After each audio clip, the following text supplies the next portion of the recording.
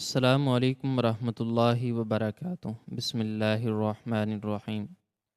شوہر 5 سال دبئی رہنے کے بعد لوٹا تو بیوی نے خوشخبری دی کہ تمہارا بیٹا شہر کے سب سے بڑے ہارڈنگ اسکول میں پڑھ رہا ہے۔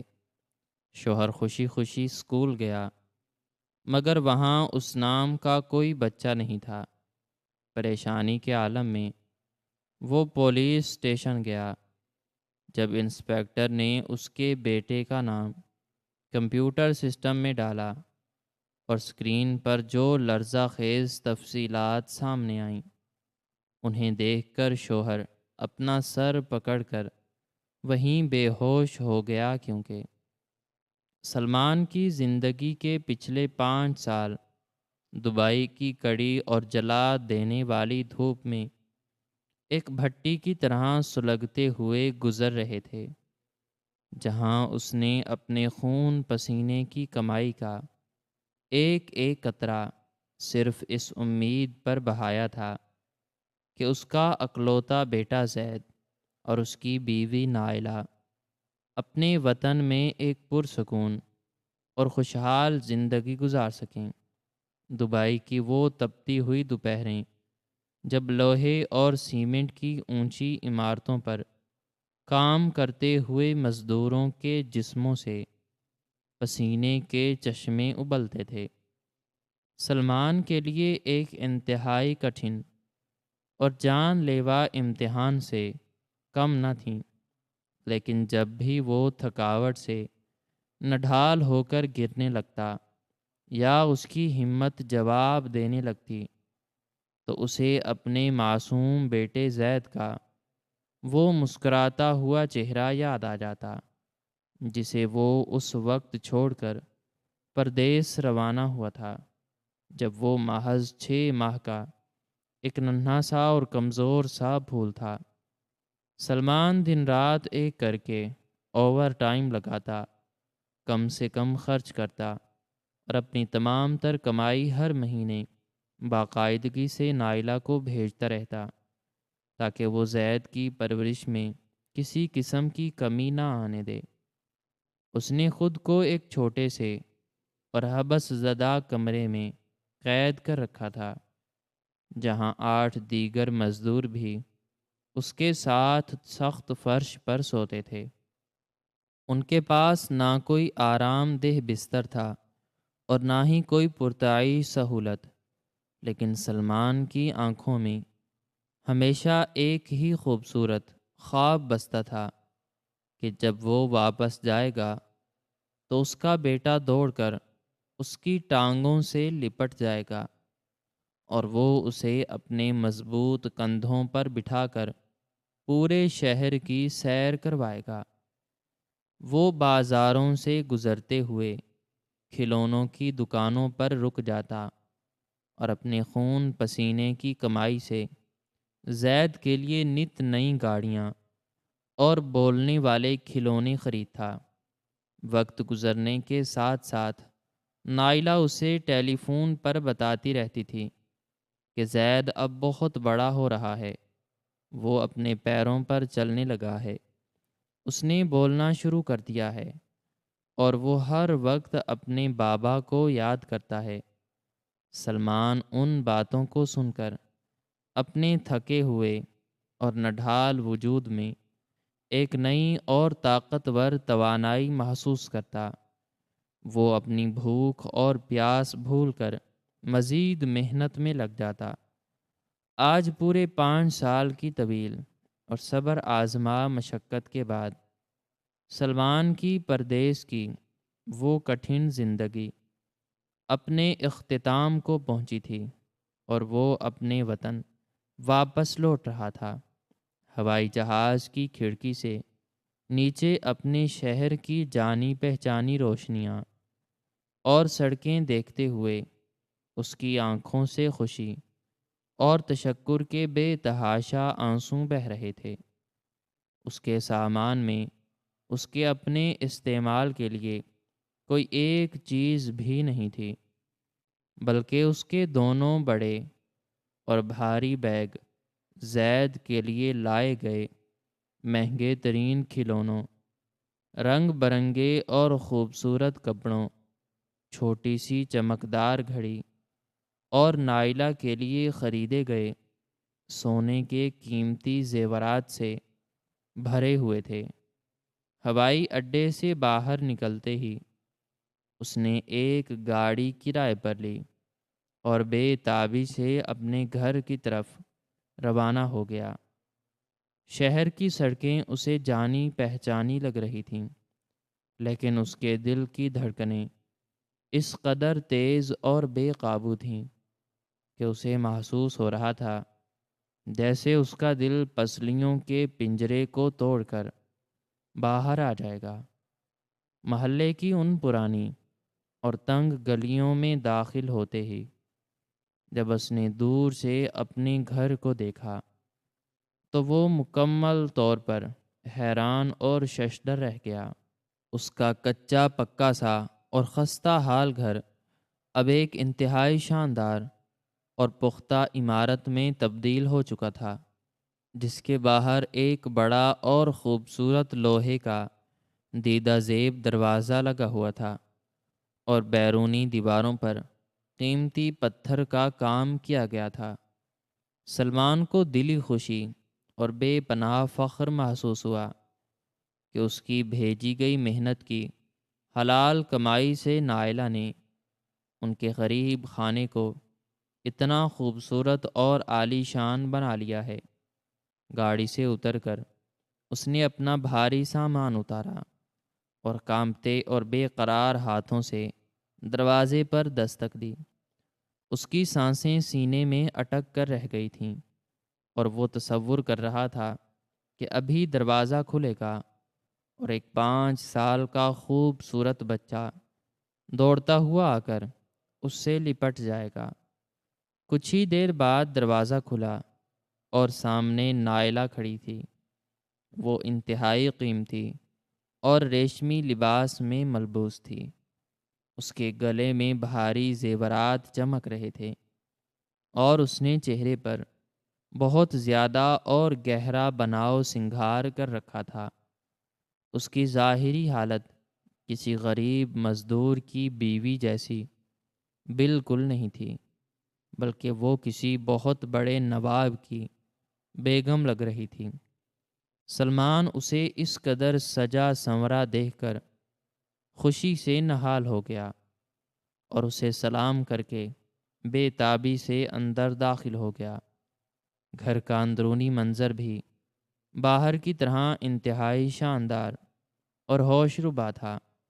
قیمتی اور نرم فرنیچر، دیواروں پر لگی دلکش تصاویر اور دبیز پردوں سے گھر کا کونا کونا سجا ہوا تھا، لیکن سلمان کی بے چین اور ترستی ہوئی آنکھیں ان تمام دنیاوی آسائشوں کو نظر انداز کرتے ہوئے صرف ایک ہی وجود کو تلاش کر رہی تھیں۔ اس نے اپنا بھاری سامان ایک طرف فرش پر رکھا اور انتہائی بے تابی اور تڑپ کے ساتھ نائلہ سے پوچھا کہ میرا زید کہاں ہے؟ میرا لخت جگر، میری زندگی کا اثاثہ کہاں ہے؟ اسے جلدی سے میرے پاس لاؤ۔ میں اسے اپنے سینے سے لگانے اور اس کا ماتھا چومنے کے لیے بے تاب تڑپ رہا ہوں۔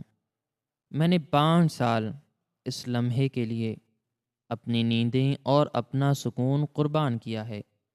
نائلہ کے چہرے پر ایک لمحے کے لیے کوئی عجیب سا اور گھبراہٹ بھرا تاثر ابھرا، لیکن اس نے فوراً ہی اپنے چہرے پر ایک بڑی اور پرسکون مسکراہٹ سے ڈالی اور سلمان کا ہاتھ پکڑ کر اسے نرم صوفے پر بٹھاتے ہوئے انتہائی محبت سے کہنے لگی کہ تم پہلے آرام سے بیٹھو، اپنا پسینہ صاف کرو، ٹھنڈا پانی پیو، تم اتنے لمبے سفر سے آئے ہو، بہت تھکے ہوئے ہوگے۔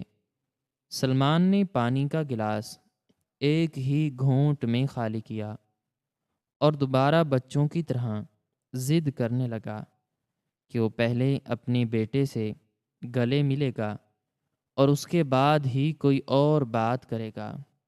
تب نائلہ نے اس کے پاس بیٹھ کر اسے وہ خوشخبری سنائی۔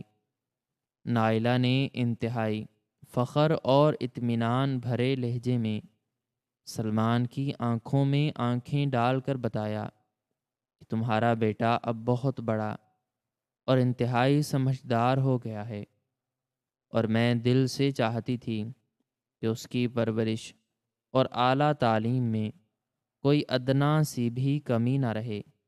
اس لیے میں نے تمہاری بھیجی گئی رقم سے اسے شہر کے سب سے بڑے اور مہنگے ترین بورڈنگ اسکول میں داخل کروا دیا ہے۔ وہ اب وہیں ہاسٹل میں رہتا ہے اور وہیں کے انتہائی شاندار اور نظم و ضبط والے ماحول میں تعلیم و تربیت حاصل کر رہا ہے۔ میں تمہیں یہ بتا کر اچانک حیران کرنا چاہتی تھی، اس لیے ٹیلی فون پر کبھی اس بورڈنگ سکول کا ذکر نہیں کیا۔ سلمان یہ سن کر ایک دم خاموش اور ساکت رہ گیا۔ اس کے دل میں ایک عجیب سی کسک اور تکلیف اٹھی، کیونکہ وہ تو اپنے بیٹے کو اپنے سینے پر سلانے، اس کے ساتھ گلیوں میں کھیلنے اور اسے اپنے ہاتھوں سے کھانا کھلانے کے ان گنت خواب دیکھ کر آیا تھا، اور اسے اپنے ہاتھوں سے کھانا کھلانے کے ان گنت خواب دیکھ کر آیا تھا، اور اب اسے پتہ چل رہا تھا کہ اس کا 5 سال کا معصوم اور ننھا بچہ گھر کے پیار سے دور کسی بورڈنگ سکول کی سخت چار دیواری میں رہ رہا ہے۔ اس نے قدرے مایوسی اور گہری حیرت سے پوچھا کہ اتنی چھوٹی سی عمر میں اسے ماں باپ کے سائے سے دور بھیجنے کی کیا ضرورت تھی؟ ابھی تو اس کے ہمارے ساتھ کھیلنے کودنے اور لاڈ پیار کے دن تھے، اسے تو ابھی میری شفقت کی ضرورت تھی۔ نائلہ نے فوراً اس کی بات کاٹتے ہوئے اسے قائل کرنا شروع کر دیا کہ آج کل کے جدید دور میں بچوں کی بنیاد جتنی جلدی اور جتنی مضبوط کی جائے اتنا ہی ان کے مستقبل کے لیے اچھا ہوتا ہے۔ اس نامور بورڈنگ اسکول میں داخلہ ملنا بہت مشکل اور ناممکنات میں سے ہے، اور وہاں شہر کے سب سے امیر ترین اور معزز لوگوں کے بچے پڑھتے ہیں۔ وہاں کا نظم و ضبط اور تعلیم کا معیار اتنا اعلیٰ ہے کہ جب تم کل اپنے بیٹے کو وہاں روانی سے انگریزی بولتے اور انتہائی تمیز اور آداب سے پیش آتے دیکھو گے تو تمہارا سینہ فخر سے چوڑا ہو جائے گا اور تمہاری ساری تھکاوٹ اتر جائے گی۔ میں نے تو یہ سب اتنی بڑی قربانی دے کر صرف اس کے تابناک اور روشن مستقبل کے لیے کیا ہے، ورنہ میرا بھی تو ماں کا دل ہے، میرا بھی تو دل کٹتا ہے اپنے جگر کے ٹکڑے سے دور رہ کر۔ نائلہ کی ان باتوں نے سلمان کے سیدھے سادے اور معصوم دل پر گہرا اثر کیا، اور اس نے سوچا کہ شاید نائلہ ٹھیک ہی کہہ رہی ہے۔ اس کی بیوی نے بچے کی بھلائی کے لیے ہی اپنے دل پر پتھر رکھا ہوگا۔ اس نے اپنی تمام تر مایوسی اور اداسی کو چھپاتے ہوئے نائلہ کے سر پر پیار سے ہاتھ رکھا اور کہا کہ تم نے جو بھی کیا ہوگا میرے زید کی بھلائی کے لیے ہی کیا ہوگا۔ میں تم پر مکمل بھروسہ کرتا ہوں۔ میں کل صبح سویرے ہی اس بورڈنگ سکول جاؤں گا اور اپنے پیارے بیٹے کو جی بھر کر دیکھوں گا اور اسے سینے سے لگاؤں گا۔ اس رات سلمان کو نرم بستر پر بالکل بھی نیند نہیں آ رہی تھی۔ وہ بستر پر کروٹیں بدلتا رہا اور اپنے بیگ سے زید کے لیے لائے گئے کھلونوں کو بار بار نکال کر دیکھتا اور ان پر ہاتھ پھیرتا رہا۔ رات کے کسی پچھلے پہر اسے شدید پیاس لگی تو وہ اٹھ کر پانی پینے کے لیے باورچی خانے کی طرف گیا۔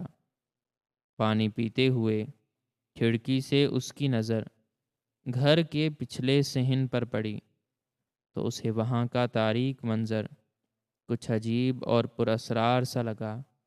گھر کا اگلا حصہ تو انتہائی شاندار اور روشنیوں سے سجا ہوا تھا، لیکن پچھلا صحن بالکل ویران، بھیانک اور تاریک تھا۔ وہاں جنگلی اور خاردار جھاڑیاں اگی ہوئی تھیں، اور ایک کونے میں مٹی کا ایک بہت بڑا اور بے ہنگم سا ڈھیر تھا، جیسے حال ہی میں ہونے والی شدید بارشوں کی وجہ سے وہاں کی زمین مکمل طور پر دھنس گئی ہو یا اندر کی مٹی بہہ کر باہر آ گئی ہو۔ اس جگہ کو دیکھ کر سلمان کے دل میں ایک نامعلوم سی جھرجھری اور عجیب سی گھبراہٹ پیدا ہوئی، لیکن اس نے سوچا کہ شاید وہ سفر کی تھکاوٹ کی وجہ سے وہم کا شکار ہو رہا ہے۔ اس نے فیصلہ کیا کہ وہ کل صبح نائلہ سے کہے گا کہ اس پچھلے صحن کے بھی اچھی طرح صفائی کروا لے۔ وہ پانی پی کر واپس اپنے کمرے میں آ گیا اور صبح کی روشنی پھوٹنے کا بے صبری سے انتظار کرنے لگا۔ صبح کی پہلی کرن کے نمودار ہوتے ہی سلمان فوراً جاگ گیا۔ اس نے جلدی سے غسل کیا، اپنے سب سے اچھے اور نئے کپڑے پہنے جو اس نے خاص طور پر اس دن کے لیے سنبھال کر رکھے تھے، اور زید کے لیے لائے گئے تمام قیمتی تحائف کو ایک بڑے اور خوبصورت تھیلے میں ڈال لیا۔ نائلہ ابھی گہری نیند سو رہی تھی اور اس کے چہرے پر ایک عجیب سی بے حسی طاری تھی۔ سلمان نے اسے گہری نیند سے جگانا مناسب نہ سمجھا اور اس کے سرہانے ایک کاغذ کا رکا چھوڑ دیا جس پر لکھا تھا کہ وہ اپنے بیٹے سے ملنے کے لیے بورڈنگ سکول جا رہا ہے اور اسے ساتھ لے کر ہی واپس آئے گا۔ سلمان نے خوشی خوشی گھر سے باہر نکل کر ایک گاڑی لی اور نائلہ کی بتائی ہوئی جگہ کی طرف تیزی سے روانہ ہو گیا۔ وہ شہر کا سب سے مہنگا اور پوش علاقہ تھا جہاں وہ عالی شان اور مشہور بورڈنگ سکول واقع تھا۔ اس تعلیمی ادارے کی عمارت کسی شاہی قلعے سے کم نہ تھی، جس کے چاروں طرف انتہائی اونچی دیواریں اور بڑے بڑے لوہے کے مضبوط دروازے نصب تھے۔ دروازے پر موجود مسلح محافظوں نے جب سلمان کو روکا تو اس نے انتہائی فخر اور خوشی سے پھولے نہ سماتے ہوئے انہیں بتایا کہ وہ 5 سال بعد دبئی سے آیا ہے اور اس کا بیٹا زید اس عظیم الشان ادارے میں زیر تعلیم ہے، اور وہ آج اس سے ملنے اور اسے پیار کرنے آیا ہے۔ محافظوں نے اس کی بے تابی اور خوشی کو دیکھتے ہوئے اسے اندر جانے کی اجازت دے دی۔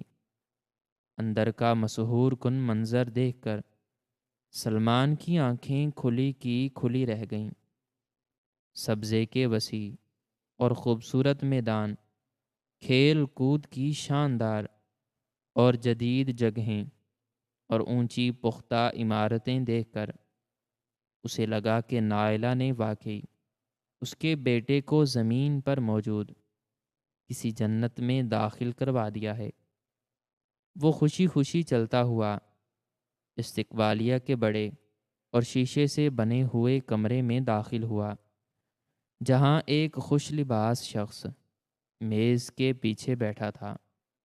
سلمان نے اس کے پاس جا کر انتہائی ادب اور باب کے جوش سے کہا کہ جناب، میں 5 سال بعد پردیس سے واپس اپنے وطن آیا ہوں۔ اور میرا بیٹا اس نامور بورڈنگ اسکول میں پڑھتا ہے، مجھے اس سے ملنا ہے۔ استقبالیہ پر بیٹھے شخص نے پیشہ ورانہ نرمی سے پوچھا کہ اپنے بیٹے کا پورا نام اور اس کی موجودہ جماعت بتائیں۔ سلمان نے اپنا سینہ چوڑا کر کے کہا کہ اس کا نام زید ہے اور اس کے والد کا نام سلمان ہے اور وہ 5 سال کا ہے، تو شاید پہلی یا دوسری جماعت میں ہوگا۔ اس شخص نے اپنے سامنے رکھے ہوئے جدید کمپیوٹر سسٹم میں کچھ بٹن دبائے اور سلمان کی طرف دیکھ کر بولا کہ آپ صرف 1 منٹ انتظار کریں، میں ابھی اپنے اس کمپیوٹر سسٹم میں جانچ کر لیتا ہوں۔ سلمان کا دل زور زور سے اور بے قابو ہو کر دھڑک رہا تھا۔ وہ بار بار دروازے کی طرف حسرت بھری نگاہوں سے دیکھ رہا تھا کہ ابھی اس کا بیٹا دوڑتا ہوا آئے گا اور اس کی ٹانگوں سے چمٹ جائے گا۔ استقبالیہ والے شخص نے کمپیوٹر سسٹم کی چمکتی ہوئی اسکرین کو باغور دیکھا اور پھر کچھ پریشانی سے اپنی اینک درست کرتے ہوئے بولا کہ جناب، مجھے انتہائی افسوس ہے، لیکن اس نام اور ولدیت کا کوئی بھی بچہ ہمارے بورڈنگ اسکول میں زیر تعلیم نہیں ہے۔ سلمان کو لگا جیسے کسی نے اس کے سر پر لوہے کا بھاری ہتھوڑا مار دیا ہو۔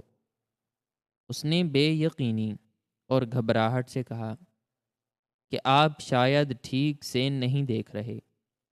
میرے بیٹے زید بن سلمان کا نام دوبارہ درج کر کے تلاش کریں۔ میری بیوی نے خود کچھ سال پہلے اسے یہاں داخل کروایا ہے، وہ یہیں اسی جگہ رہتا ہے۔ اس شخص نے سلمان کی شدید بے تابی اور پریشانی کو دیکھتے ہوئے دوبارہ نام درج کیا اور پھر نفی میں سر ہلاتے ہوئے بولا کہ جناب، ہمارا کمپیوٹر سسٹم مکمل طور پر جدید اور خود کار ہے۔ یہاں ایک بھی طالب علم ایسا نہیں جس کا مکمل اور تفصیلی ریکارڈ اسکرین پر موجود نہ ہو۔ میں نے پورے بورڈنگ اسکول کے طلباء کی طویل فہرست اچھی طرح کھنگال لی ہے۔ زید نام کا بچہ جس کے والد کا نام سلمان ہو، اس پورے ادارے میں نہ تو کبھی داخل ہوا ہے اور نہ ہی وہ اس وقت موجود ہے۔ آپ کو یقیناً کوئی بہت بڑی غلط فہمی ہوئی ہے۔ سلمان کے پاؤں تلے سے زمین تیزی سے کھسکنے لگی۔ اس کے ماتھے اور چہرے پر سردیوں کے باوجود پسینہ آ گیا۔ اس نے اونچی اور لرزتی ہوئی آواز میں کہنا شروع کر دیا کہ یہ کیسے ممکن ہے؟ میری بیوی پچھلے کئی سالوں سے مجھے اس کے داخلے اور اس کی رہائش کے بھاری اخراجات بتا رہی ہے، اور میں اسے اپنا خون پسینہ ایک کر کے ہر ماہ لاکھوں روپے بھیجتا رہا ہوں۔ آپ مہربانی کر کے اپنے پرنسپل سے میری ملاقات کروائیں۔ سلمان کے اس قدر شور مچانے اور رونے پر پرنسپل اپنے دفتر سے باہر آ گئے اور انہوں نے سلمان کو اپنے دفتر میں بٹھا کر تسلی دی۔ مینیجر نے اپنے ذاتی کمپیوٹر سسٹم پر دوبارہ سلمان کے بیٹے کا نام اور تاریخ پیدائش درج کر کے مکمل جانچ پڑتال کی اور پھر انتہائی سنجیدگی اور افسوس سے سلمان کی طرف دیکھتے ہوئے کہا کہ بھائی جان، آپ کو کسی نے بہت بڑا اور بھیانک دھوکہ دیا ہے۔ میں آپ کو پوری ذمہ داری اور حلفاً بتا رہا ہوں کہ پچھلے 5 سالوں کے دوران اس نام کے کسی بھی بچے نے ہمارے بورڈنگ اسکول میں ہرگز قدم نہیں رکھا۔ آپ چاہیں تو میں آپ کو داخلے کے تمام پرانے اور طویل کھاتے بھی دکھا سکتا ہوں۔ سلمان کا دماغ اب مکمل طور پر سن اور معاوف ہو چکا تھا۔ اسے کچھ بھی سمجھ نہیں آ رہا تھا کہ وہ کیا سوچے۔ کیا نائلہ نے اس سے اتنا بڑا اور شرمناک جھوٹ بولا تھا؟ کیا اس کا بیٹا کسی اور بورڈنگ اسکول میں تھا، یا بات کچھ اور تھی؟ اس کا دل کسی نامعلوم بھیانک اور جان لیوا خوف سے ڈوبنے لگا۔ وہ وہاں سے پاگلوں اور بدحواسوں کی طرح باہر نکلا۔ اس کے ہاتھ سے وہ قیمتی تحائف والا تھیلا بھی وہیں فرش پر چھوٹ گیا۔ وہ بھاگتا ہوا سڑک پر آیا اور کانپتے اور لرزتے ہاتھوں سے اپنے موبائل فون پر نائلہ کا نمبر ملایا، لیکن فون سے وہی بے رحم مشینی آواز آئی کہ آپ کا ملایا ہوا نمبر اس وقت بند ہے۔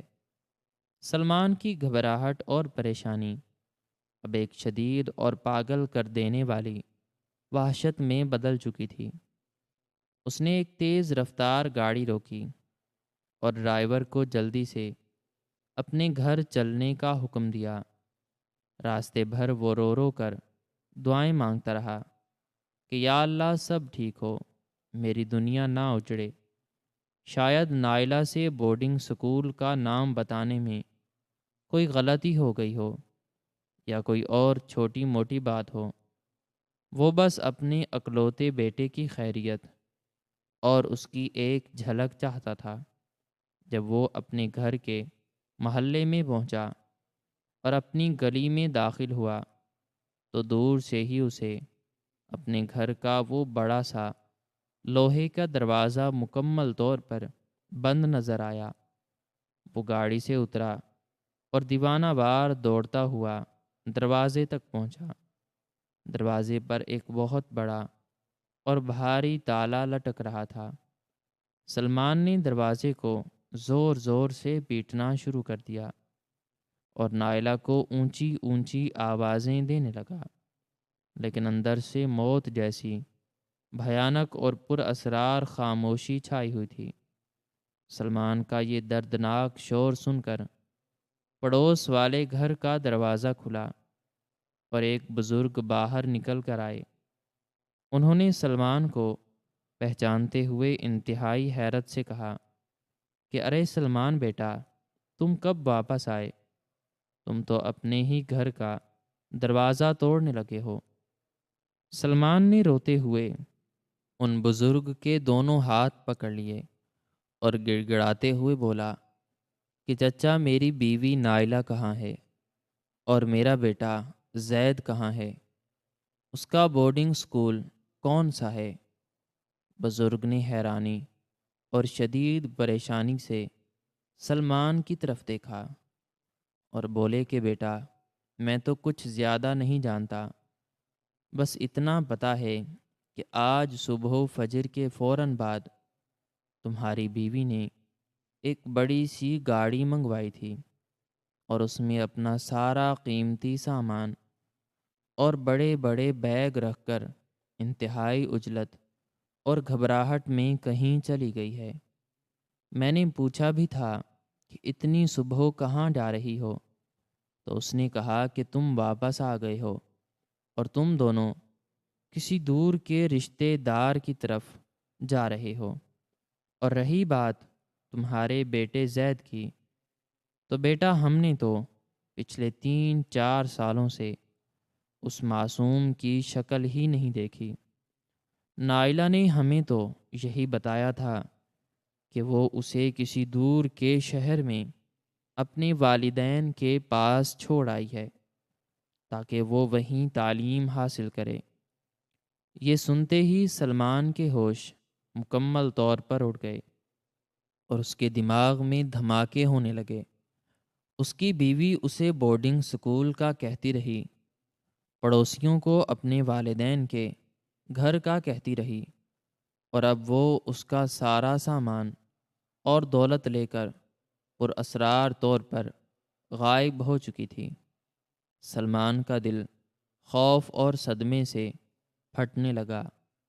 اسے کامل یقین ہو گیا کہ اس کے معصوم بچے کے ساتھ کوئی بہت بڑا حادثہ یا ظلم ہوا ہے، یا اسے کسی نے اغوا کر لیا ہے۔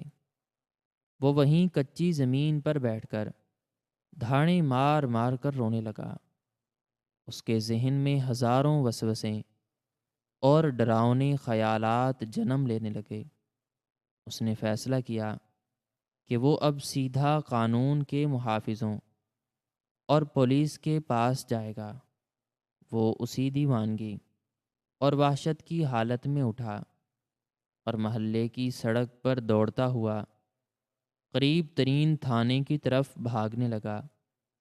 اس کے کپڑے جو صبح اس نے بڑے شوق سے پہنے تھے، اب سڑک کی مٹی اور پسینے سے لت پت ہو چکے تھے۔ اس کی آنکھیں مسلسل رونے کی وجہ سے سرخ ہو رہی تھیں، اور اس کی سانسیں دھونکنی کی طرح اکھڑ رہی تھیں۔ وہ پاگلوں کی طرح سڑکوں پر بھاگ رہا تھا۔ اس کے قدموں میں جیسے کوئی حس باقی نہیں رہی تھی۔ اس کی آنکھوں سے آنسوؤں کا ایک نہ رکنے والا سیلاب بہہ رہا تھا، جو اس کے چہرے کی گرد کو دھو رہا تھا۔ وہ گرتا پڑتا ہانپتا ہوا تھانے کی اس بڑی اور خوفناک عمارت کے سامنے پہنچا، جہاں اس کی آخری امید وابستہ تھی۔ تھانے کا اندرونی ماحول انتہائی بوجھل، مصروف اور خوفناک تھا۔ ہر طرف وردی میں ملبوس اہلکار گھوم رہے تھے۔ سلمان دوڑتا ہوا استقبالیہ کی پرانی میز کے پاس پہنچ گیا اور وہاں کھڑے ایک اہلکار کے سامنے ہاتھ جوڑ کر رونے لگا کہ خدارا میری مدد کریں، میری بیوی غائب ہو گئی ہے اور میرا 5 سالہ بیٹا لاپتہ ہے، مجھے لوٹ لیا گیا ہے۔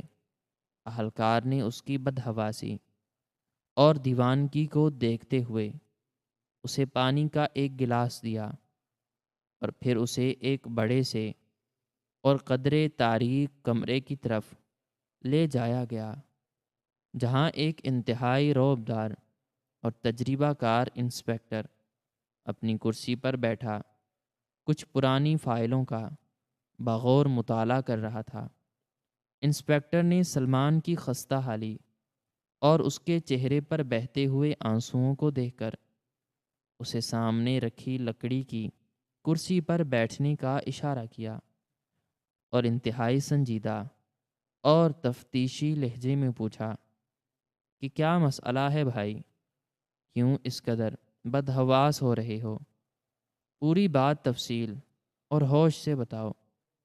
سلمان نے ہچکیاں لیتے ہوئے اپنی پوری دردناک داستان سنا ڈالی کہ کیسے وہ 5 سال تک دبئی کی آگ برساتی گرمی میں خون پسینہ ایک کرتا رہا، کیسے اس کی بیوی نائلہ اس سے مسلسل جھوٹ بولتی رہی کہ اس کا بیٹا زید بورڈنگ سکول میں پڑھ رہا ہے، اور جب وہ آج اس سکول گیا تو وہاں اس کا بچہ سرے سے موجود ہی نہیں تھا، اور اب اس کی بیوی گھر کو بھاری تالا لگا کر اور سارا سامان سمیٹ کر فرار ہو چکی ہے۔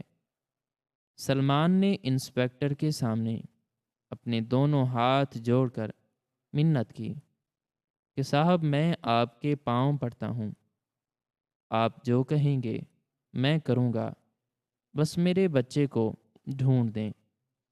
میری بیوی بے شک میری ساری زندگی کی کمائی لے جائے، مجھے کچھ نہیں چاہیے، مجھے بس میرے جگر کا ٹکڑا میرا معصوم زید لا دیں۔ انسپکٹر نے سلمان کی ساری بات انتہائی غور اور ہمدردی سے سنی۔ اس کا چہرہ بھی قدرے سخت اور متفکر ہو گیا، کیونکہ اس طرح کے دھوکے اور فریب کے کئی بھیانک واقعات وہ اپنے محکمے میں پہلے بھی دیکھ چکا تھا۔ انسپکٹر نے اپنی میز پر رکھے ہوئے اس جدید کمپیوٹر سسٹم کی طرف رخ کیا جسے وہ جرائم پیشہ افراد اور دیگر اہم معلومات کی فوری جانچ پڑتال کے لیے استعمال کرتے تھے، اور سلمان سے کہا کہ تم مجھے فوراً اپنی بیوی نائلہ کا مکمل شناختی نمبر اور اپنے بیٹے زید کا پورا نام اور تاریخ پیدائش بتاؤ، تاکہ میں قومی تفتیشی نظام میں اس کا اندراج کر کے ان کا کوئی سراغ لگا سکوں۔ سلمان نے کانپتے اور لرزتے ہوئے ہاتھوں سے اپنی جیب سے اپنا پرانا بٹوا نکالا اور اس میں سے نائلہ کے شناختی کارڈ کی بوسیدہ نقل اور زید کی پیدائش کی پرانی سند نکال کر انسپکٹر کی میز پر رکھ دی۔ انسپکٹر نے وہ کاغذات اٹھائے اور اپنے کمپیوٹر سسٹم کی چمکتی ہوئی سکرین کو دیکھتے ہوئے وہ تمام تفصیلات اور اعداد و شمار اس نظام میں انتہائی تیزی سے درج کرنا شروع کر دیے۔ سلمان کی خوف زدہ اور بے قرار نظریں انسپکٹر کے چہرے اور اس سکرین پر سختی سے جمی ہوئی تھیں۔ اس کے دل کی دھڑکنیں اتنی تیز اور بلند تھیں کہ اسے اپنے کانوں میں ان کی گونجتی ہوئی آواز سنائی دے رہی تھی۔ وہ مسلسل ہونٹوں ہی ہونٹوں میں دعائیں مانگ رہا تھا کہ اس کا بیٹا محفوظ ہو اور کہیں سے بس اس کی سلامتی اور زندگی کی کوئی چھوٹی سی خبر مل جائے۔ انسپکٹر نے تمام مطلوبہ معلومات درج کرنے کے بعد جانچ پڑتال کا بٹن دبا دیا۔ کمپیوٹر سسٹم کی سکرین پر کچھ دیر کے لیے ایک دائرہ تیزی سے گھومتا رہا، جو اس بات کی علامت تھا کہ وہ خود کار نظام پورے ملک کے تھانوں، ہسپتالوں اور تفتیشی اداروں کے خفیہ ریکارڈ میں اس نام اور شناختی نمبر کو تلاش کر رہا ہے۔ کمرے میں ایک ایسی موت جیسی اور گھٹن زدہ خاموشی چھا گئی تھی، جسے صرف سلمان کی تیز اکھڑتی ہوئی سانسوں اور دیوار پر لگی پرانی گھڑی کی ٹک ٹک کی آواز توڑ رہی تھی۔ اچانک اس کمپیوٹر سسٹم سے ایک تیز اور دل دہلا دینے والی بیب کی آواز پیدا ہوئی، اور اسکرین پر ایک نئی اور سرخ رنگ کی فائل کھل کر سامنے آ گئی۔ انسپکٹر نے جیسے ہی اسکرین پر نمودار ہونے والی اس نئی فائل کی انتہائی لرزہ خیز تفصیلات اور اس پر لکھی ہوئی جلی حروف کی تحریر کو پڑھنا شروع کیا، اس کے ماتھے پر گہری سلوٹیں پڑنے لگیں اور اس کی آنکھیں حیرت اور ایک شدید ترین صدمے کے باعث پھیلنے لگیں۔ انسپکٹر کے چہرے کا رنگ، جو چند لمحے پہلے تک بالکل معمول کے مطابق تھا، اب یکدم مردے کی طرح سفید پڑتا جا رہا تھا۔ اس نے بے ساختہ اپنے ہاتھ میں پکڑا ہوا پین میز پر گرا دیا اور ایک انتہائی خوف زدہ اور لرزہ خیز نظر سلمان کے چہرے پر ڈالی، جیسے وہ کوئی ایسی ہولناک اور ناقابل یقین حقیقت دیکھ چکا ہو جسے زبان سے بیان کرنا اس کے لیے ناممکن ہو رہا ہو۔ سلمان، جو انسپکٹر کے چہرے کے ہر بدلتے ہوئے تاثر کو ایک مجرم کی طرح بغور دیکھ رہا تھا، اس کے اندر موجود خوف کا لابا اب پوری طرح پھٹنے کے قریب پہنچ چکا تھا۔ اس کے ہاتھ پاؤں برف کی طرح ٹھنڈے پڑ گئے اور اس نے کانپتی اور پھٹی ہوئی آواز میں انسپکٹر سے پوچھا کہ صاحب، آپ اس طرح کیوں دیکھ رہے ہیں؟ کیا ہوا ہے میرے زید کو؟ کیا آپ کو میرے بچے کا کوئی سراغ ملا ہے؟ وہ زندہ تو ہے نا؟ انسپکٹر کے کانپتے ہوئے ہونٹوں سے جو الفاظ ادا ہونے والے تھے وہ کسی انسان کی آواز نہیں بلکہ موت کے فرشتے کا ایک ایسا بے رحم اعلان لگ رہے تھے جس کی ہیبت سے کمرے کی فضا تک منجمد ہو چکی تھی۔ اس نے اپنے خشک ہونٹوں پر زبان پھیری اور ایک انتہائی گہری اور بوجھل سانس لیتے ہوئے اپنی نظریں اس کمپیوٹر سسٹم سے ہٹا کر سلمان کے خوف زدہ اور زرد پڑتے ہوئے چہرے پر مرکوز کر دیں۔ انسپکٹر کی آنکھوں میں جو رحم اور کرب تھا، وہ سلمان کے دل میں ہزاروں چھریاں گھونپ رہا تھا۔ سلمان کے ہاتھ کرسی کے ہتھوں کو اتنی سختی سے جکڑے ہوئے تھے کہ اس کی انگلیوں کے جوڑ سفید پڑ چکے تھے۔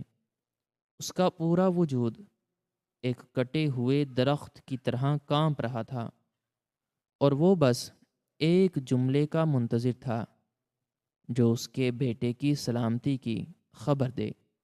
لیکن انسپکٹر نے کچھ بولنے کے بجائے وہ اسکرین آہستگی سے گھما کر بالکل سلمان کے چہرے کے سامنے کر دی۔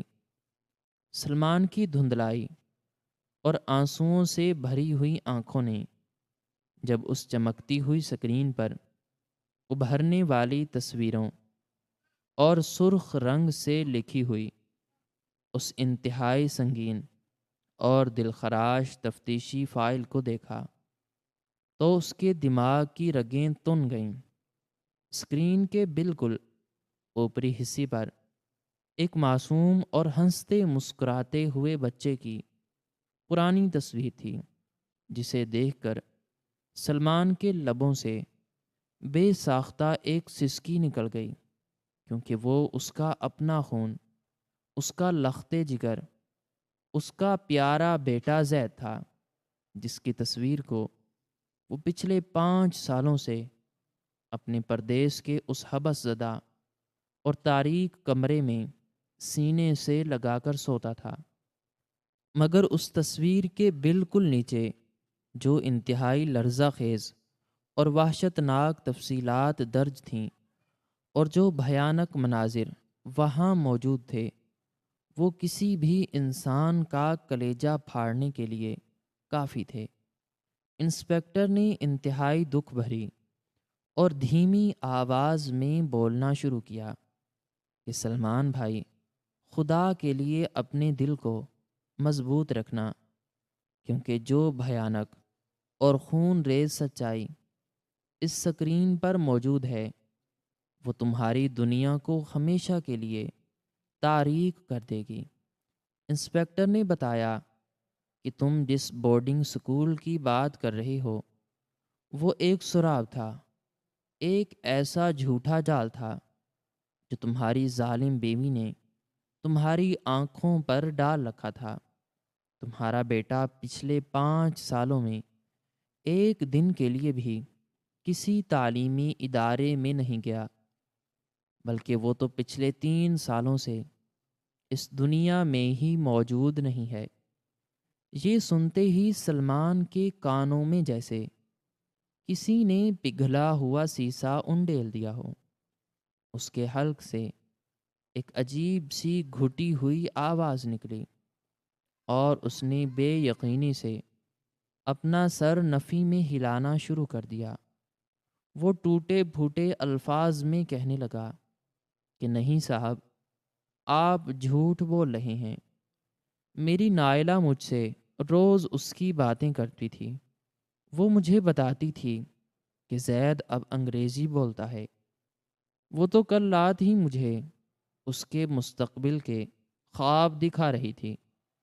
انسپکٹر نے ایک ٹھنڈی آہ بھری اور سلمان کے کندھے پر ہاتھ رکھتے ہوئے کہا کہ وہ عورت کوئی ماں نہیں، بلکہ ایک سفاک اور بے رحم درندہ تھی، جس نے اپنے عیش و عشرت اور اپنی ناپاک ہوس کی خاطر اپنے ہی خون کو انتہائی بے دردی سے موت کے گھاٹ اتار دیا تھا۔ انسپکٹر نے اس ہولناک داستان کا پردہ چاک کرتے ہوئے بتایا کہ جب تم اپنی خاندان کی بہتری کے لیے دیار غیر کی کڑی دھوپ میں اپنا خون پسینہ ایک کر رہے تھے اور اپنی کمائی کا ایک ایک قطرہ اس عورت کے حوالے کر رہے تھے، تو تمہاری وہ بیوی اس دولت کے نشے میں اندھی ہو چکی تھی۔ اس نے اس حویلی نما گھر میں ایک غیر مرد کے ساتھ ناجائز اور غلیظ مراسم قائم کر لیے تھے۔ وہ دونوں تمہاری بھیجی گئی محنت کی کمائی پر ہر رات عیش و عشرت کی محفلیں سجاتے تھے، اور ان کی اس ناپاک اور غلیظ دنیا میں صرف ایک ہی رکاوٹ تھی، اور وہ تھا تمہارا معصوم بیٹا زید، جو رات کے وقت اکثر بیمار رہتا تھا اور روتا رہتا تھا۔ یہ الفاظ سلمان کے سینے پر کسی بھاری ہتھوڑے کی طرح برس رہے تھے۔ وہ اپنی کرسی سے تھوڑا سا پھسلا، لیکن اس نے میز کا کنارہ پکڑ کر خود کو سنبھالنے کی ناکام کوشش کی۔ انسپکٹر نے اپنی بات جاری رکھتے ہوئے اس ظلم کی وہ انتہا بیان کی جس نے انسانیت کا سر ہمیشہ کے لیے شرم سے جھکا دیا تھا۔ اس نے بتایا کہ آج سے ٹھیک 3 سال پہلے سردیوں کی ایک انتہائی یخ بستہ اور کالی رات کو جب نائلہ اور اس کا وہ مرد غیر مرد اپنے گناہوں میں غرق تھے، تو زید، جو کہ اس وقت محض 2 سال کا تھا، سردی اور بخار کی شدت سے رونے لگا۔ اس معصوم بچے کے رونے کی آواز ان ظالموں کی محفل میں خلل ڈال رہی تھی۔ وہ بچہ اپنی ماں کو پکار رہا تھا، اس کے گلے لگ کر سونا چاہتا تھا، لیکن اس صفاک عورت کے دل میں ممتا کا کوئی چشمہ نہیں پھوٹا، بلکہ اس نے غصے اور وحشت میں اندھے ہو کر ایک انتہائی خوفناک قدم اٹھایا۔ وہ اٹھی اور اس نے جا کر اس معصوم بچے کے منہ پر ایک موٹا تکیہ رکھ دیا۔ بچہ سانس لینے کے لیے تڑپتا رہا۔ اس کے ننھے ہاتھ اپنی ماں کے بازوؤں کو نوچتے رہے۔ وہ اپنی بقا کی جنگ لڑتا رہا، مگر اس عورت کی درندگی کے سامنے اس معصوم کی طاقت جواب دے گئی، اور چند ہی لمحوں میں اس کا وہ پھول سا جسم ہمیشہ کے لیے ٹھنڈا پڑ گیا۔ سلمان کے تصور میں جب اپنے بچے کی موت کا یہ بھیانک منظر ابھرا، تو اس کی آنکھوں سے آنسوؤں کے بجائے جیسے خون ٹپکنے لگا، اس کا سینہ پھولنے لگا، اور اسے ایسا محسوس ہوا جیسے وہ تکیہ زید کے نہیں بلکہ اس کے اپنے منہ پر رکھا گیا ہو اور اس کا اپنا دم گھٹ رہا ہو۔ انسپکٹر کی آواز کمرے کی خاموشی کو چیرتی ہوئی دوبارہ گونجی۔ اس نے اسکرین پر ایک اور فائل کھولی جس میں کچھ مٹی سے لت پت تصویریں موجود تھیں، اور سلمان سے مخاطب ہو کر کہا کہ تمہیں یاد ہے، تم نے مجھے بتایا تھا کہ رات کو تم نے اپنے گھر کے پچھلے صحن میں مٹی کا ایک بڑا سا ڈھیر دیکھا تھا، اور وہاں کا منظر تمہیں کچھ عجیب سا لگا تھا۔ سلمان نے کانپتے ہوئے سر اس بات میں ہلایا تو انسپکٹر نے ایک اور لرزہ خیز حقیقت سے پردہ اٹھایا کہ وہ کوئی عام مٹی کا ڈھیر نہیں تھا، بلکہ وہ تمہارے ہی گھر کا وہ پچھلا صحن تھا جسے اس عورت نے تمہارے لختے جگر کی قبر بنا دیا تھا۔ زید کو بے دردی سے قتل کرنے کے بعد نائلہ اور اس کے اس غلیظ ساتھی نے رات کے اندھیرے میں ہی اس پچھلے صحن کی مٹی کھودی اور اس معصوم کی لاش کو بغیر کسی کفن کے اسی مٹی میں دبا دیا اور اس کے اوپر جھاڑیاں اگا دیں تاکہ کسی کو کانوں کان خبر نہ ہو سکے۔ اور اس کے بعد اس نے تمہارے ساتھ ایک ایسا گھنونا اور طویل کھیل کھیلا جس کی مثال تاریخ میں ملنا محال ہے۔ وہ تم سے اس بچے کی رہائش، تعلیم اور بورڈنگ سکول کے نام پر ہر ماہ بھاری رقوم منگواتی رہی۔ وہ تمہیں جھوٹی کہانیاں سناتی رہی اور تم پردیس میں سوکھی روٹی کھا کر اس قاتل عورت کو اپنی تمام کمائی بھیجتے رہے۔ انسپکٹر نے مزید بتایا کہ فطرت کا ایک اصول ہے کہ خون کبھی چھپتا نہیں ہے اور قدرت ظالم کو اس کے انجام تک ضرور پہنچاتی ہے۔ پچھلے چند دنوں سے اس شہر میں جو شدید اور طوفانی بارشیں ہو رہی تھیں، انہوں نے اس گھر کے پچھلے صحن کی مٹی کو بہا دیا۔ زمین دھنس گئی اور اس معصوم بچے کا وہ چھوٹا سا ڈھانچہ اور اس کے بوسیدہ کپڑے زمین سے باہر ابھر آئے۔ کل دوپہر کو جب نائلہ گھر پر موجود نہیں تھی تو پڑوس کے ایک شخص کی نظر اپنی چھت سے اس صحن پر پڑی جہاں مٹی کے ڈھیر کے درمیان ایک چھوٹی سی ہڈی اور بچے کے کپڑے کا ایک ٹکڑا نمایاں تھا۔